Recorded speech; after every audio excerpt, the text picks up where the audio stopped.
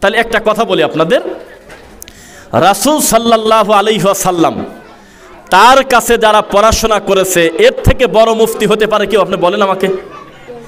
এত বড় মুফতি, এত বড় মুহাদ্দিস, এত বড় আলেম, এত বড় জ্ঞানী, তাদের শিক্ষকের নাম হলো মুহাম্মদুর রাসূলুল্লাহ। পড়েন না সাল্লাল্লাহু আলাইহি ওয়াসাল্লাম। এই মানুষের ছাত্র হওয়ার পরেও আল্লাহর নবী একদিন বলতেছে যে একটা শব্দ হলো, তোমরা কি শুনলে? জি আল্লাহর নবী, একটা বিকট শব্দ শুনলাম, খুব জোরে শব্দ হলো। নবী বললেন এটা হলো জাহান্নামে পাথর পড়ার শব্দ। ভাষা বুঝতেছেন নাকি? মাইক কি শব্দ বাইরে চলে যাচ্ছে না এখানে শোনা যাচ্ছে?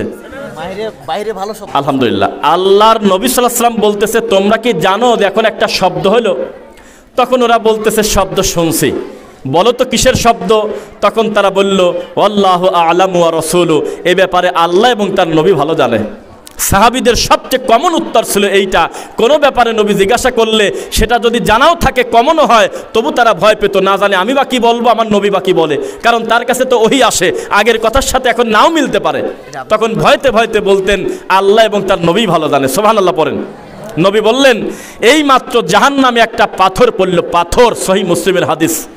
তখন নবী সাল্লাল্লাহু আলাইহি ওয়াসাল্লাম বলল তোমরা কি জানো এই পাথরটা আজকে ছাড়া হয় নাই, ৭০ বছর পূর্বে জাহান্নামে এই পাথরটাকে ঢেল দিয়ে ছুঁড়ে ফেলা হয়েছে, আজকেই প্রথম নিচে গেল।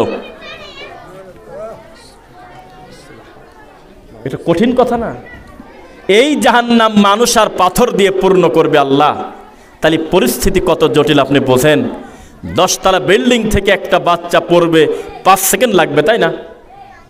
কি কর, 5 সেকেন্ড লাগে নাকি? এত লাগে?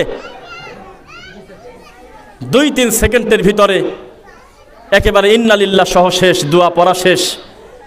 সেখানে এমন পাথর, যে পাথর ৭০ বছর আগে ছাড়া হয়েছে জাহান্নামে, সহিহ মুসলিমের হাদিস, ওই পাথর ৭০ বছর পর জাহান্নামের নিচে যাচ্ছে, আর ওই শব্দ শুনতেছে আল্লাহর নবী এবং তার সাহাবী। পরিস্থিতি কত কঠিন আপনি বলেন আমাকে। এই একটা হাদিস সামনে রেখে যদি কোনো মানুষ রাস্তায় চলে, আমার ধারণা মানুষ মানুষকে কষ্ট দিতে পারে না। এবার আসেন, রাসূল সাল্লাল্লাহু আলাইহি ওয়াসাল্লাম বললেন জাহান্নামে 2 ব্যক্তিকে ডাকা হবে। এক ব্যক্তি হলো দুনিয়ার সবচেয়ে ধনাঢ্য ব্যক্তি। ধনাঢ্য মানে কি? হ্যাঁ, ধনী, বড় লোক, খুব প্রভাবশালী, ক্ষমতাশীল, ভালো, তারপরে আপনার আরামায়েশে থাকা লোক, যেই লোকটা জীবনে কষ্ট করে নাই, বাস কথা শেষ। এইরকম একটা বড় ধনীকে আল্লাহর নবী ডাক দিবেন, এদিকে আসো। আরেকজনকে ডাক দেবে যে জীবনে দুনিয়াতে কোনোদিন সুখ পায় নাই, এককার জীবনটা তার শেষ, এককারে হতদরিদ্র।